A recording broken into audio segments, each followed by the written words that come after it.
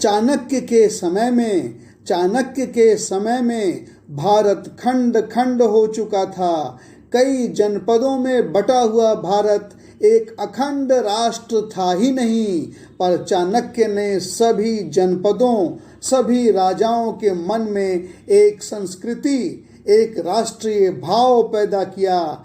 पर चाणक्य ने सभी जनपदों, सभी राजाओं के मन में एक संस्कृति, एक राष्ट्रीय भाव पैदा किया, जिसकी वजह से एक नहीं अनेकों बार चाणक्य का अपमान हुआ। पर धीरे धीरे लोगों को चाणक्य की बात समझ आई, सभी जनपद जुड़ते गए और तब खंड खंड हो चुका भारत एक अखंड राष्ट्र में बदल गया। और तब खंड खंड हो चुका भारत एक अखंड राष्ट्र में बदल गया।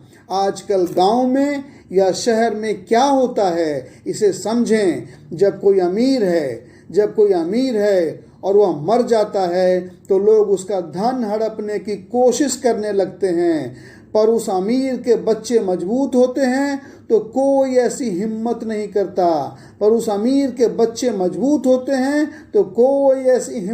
करता। गांव में भी आपके पास बहुत जमीन है और आप मर गए तो लोग आपकी जमीन हड़पना चाहते हैं या लोग आपके जमीन को कम दाम में खरीदना चाहते हैं। लेकिन आपके परिवार के लोग मजबूत हुए तो ऐसा बिल्कुल नहीं हो सकता। कहने का मतलब यह है कि आपके धन पर, आपके रुपए पर लोगों की नज़र तभी गड़ती है जब लगता है कि आप कमज़ोर हो गए हैं। तन से कमज़ोर हुए या मर गए तो दुश्मन लोग धन कब्जा करने में जुट जाते हैं। बिल्कुल इसी तरह से किसी भी देश या किसी भी राष्ट्र के साथ यही होता है। जब कोई राष्ट्र कमज़ोर होता है, राष्ट्र की सेना कमज़ोर होती है तो लोग आप पर हमला कर देते हैं। तब आपके पड़ोसी देश आप पर हमला कर देते हैं।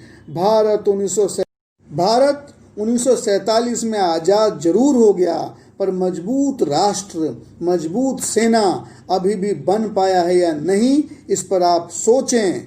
मैं जो कहना चाहता हूँ वो यह है कि भारत अभी भले अपने को मजबूत कहता हो, लेकिन सवाल है कि पाकिस्तान और चीन ऐसा देश आप पर हमला करने की बात भी सोचे। यह एक इशारा है जो यह सोचने को विवश करता है कि क्या हम अभी इतने मजबूत नहीं कि पड़ोसी भी हमला करने की हिम्मत करे। जैसे मजबूत दुश्मन से कोई आदमी नहीं लड़ता, उसी तरह मजबूत राष्ट्र से कोई दूसरा देश भी नहीं लड़ता। शर्म की बात तो यह है कि हम फ्रांस ऐसे छोटे से देश से हवाई जहाज खरीदते हैं, सेना के लिए खुद हवाई जहाज नहीं बनाते। कमजोरी तो साफ दिखती है। आज का हमारा भारत कब ऐसे हवाई जहाज बनाएगा जो भारत से फ्रांस या अमेरिका खरीदेगा। हम दूसरे के सामान को खरीद कर गर्व करें, यह तो कमजोर देश की पहचान है। मैं इन बातों को अपने संवाद में कह इसलिए रहा हूँ कि यह बात आप सब समझ सकें कि भारत सिर्फ एक बाजार है, सिर्फ एक खरीदार देश है। भारत का इस्तेमाल दूसरे देश सिर्फ अपना सामान बेचने के लिए करते हैं। भारत इससे ज़्यादा अगर कुछ करना चाहता है तो भारत को अपने तन, मन और धन पर ध्यान देना होगा। राष्ट्र के रूप में तन, मन, धन पर ध्यान देने की बात का मतलब यह है कि राष्ट्र का तन राष्ट्र की सेना होती है, इसलिए भारत की सेना सर्वश्रेष्ठ होनी ही चाहिए। दूसरी बात, राष्ट्र का मन मतलब राष्ट्र की संस्कृति, राष्ट्र की सोच मजबूत होनी ही चाहिए। दूसरी बात, राष्ट्र का मन मतलब राष्ट्र की संस्कृति, राष्ट्र की सोच, यह तो मजबूत होनी ही चाहिए। राष्ट्र में शिक्षा है नहीं, सब अंग्रेजी मीडियम है, तो राष्ट्र की संस्कृति कैसे मजबूत होगी? राष्ट्र की संस्कृति कैसे मजबूत होगी? हम लोग तो अंग्रेजों की संस्कृति मजबूत करने में लगे हुए हैं। कोर्ट में, न्यायालय में गीता की शपथ लेते हैं। न्यायालय में कोर्ट में गीता की शपथ लेते हैं, पर गीता पढ़ाते नहीं, रामायण पढ़ाते नहीं। यह तो गीता के साथ धोखा है, यह तो रामायण के साथ धोखा है। बाइबल पढ़ाने पर रोक नहीं है, कुरान पढ़ाने पर रोक नहीं है, पर आप गीता नहीं पढ़ा सकते, रामायण नहीं पढ़ा सकते।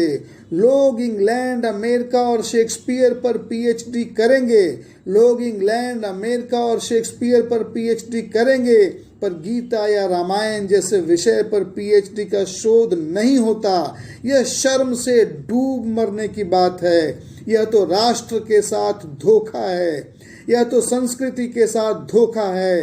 राष्ट्र के तन, राष्ट्र के मन के साथ धोखा है। तन मन के बाद अब धन के साथ भी धोखा हो रहा है।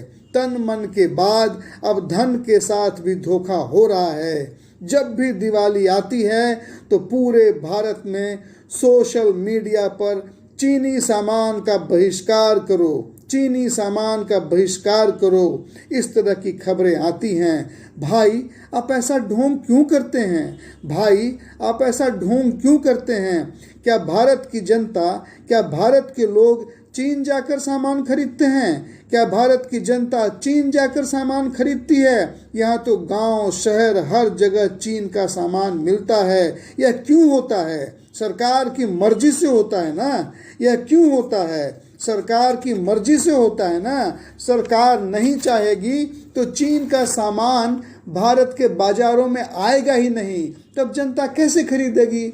मतलब यह है कि सरकार चीन के माल को छूट दे, चीन से दोस्ती करे, चीन के माल को भारत के बाजारों में पहुंचाए और चीन के माल का प्रचार करके देश का हीरो, देश का हीरोइन, देश का क्रिकेटर खूब रुपया कमाए, लेकिन जनता को गधा बनाया जाए, लेकिन जनता को गधा बनाया जाए, जनता को उल्लू बनाया जाए कि चीन का सामान मत खरीदो। यह तो हद है भाई, यह तो हद है भाई। किस तरह का ढोंग है ये? किस तरह का ढोंग है ये? इसलिए जवाब है कि भारत में उद्योग बेहतर हों, यहाँ की फैक्ट्री में निर्माण हो, यहाँ की फैक्ट्री में निर्माण हो। हम चीन से बेहतर सामान बनाएं, हम चीन से बेहतर सामान बनाएं। चीन का सामान भारत में आए ही नहीं, तभी भारत का धन भारत में रहेगा, तभी भारत का धन भारत में ही रहेगा। उत्तर प्रदेश या बिहार जैसे राज्यों में कोई भी उद्योग नहीं है, कोई भी फैक्ट्री नहीं है, गरीब लोग पलायन करते हैं, पर सरकार को कोई चिंता नहीं, पर सरकार को कोई चिंता नहीं। बिहार का उद्योग तो चौपट है, बिहार का उद्योग तो चौपट है, कुछ भी यहाँ बनता ही नहीं। इसलिए उद्योग बढ़े, फैक्ट्री बढ़े तो धन भी पैदा होगा, कोई पलायन करने को मजबूर नहीं होगा। आप बात को समझें, आप बात को ठीक से समझें। भारत एक राष्ट्र के तौर पर जब तक अपने तन मन धन को खुद ही ठीक नहीं करेगा, तब तक भारत तो गुलाम ही बना रहेगा। और ऐसे में विश्व गुरु की बात करना, यह तो जनता को बेवकूफ़ बनाने वाली बात है। अब प्रश्न यह है कि अगर भारत की सरकार, भारत के नेता यह नहीं चाहते कि भारत दोबारा विश्व गुरु बने, तो क्या जनता चुप रहे? तो क्या जनता चुप रहे? तो क्या छात्र, तो क्या मजदूर, तो क्या किसान, तो क्या महिलाएं, ये सब के सब तब क्या चुप रहें? गांव, शहर, सब के सब क्या चुप रहें? ऐसी स्थिति में राम राज्य की स्थापना के लिए क्या करें?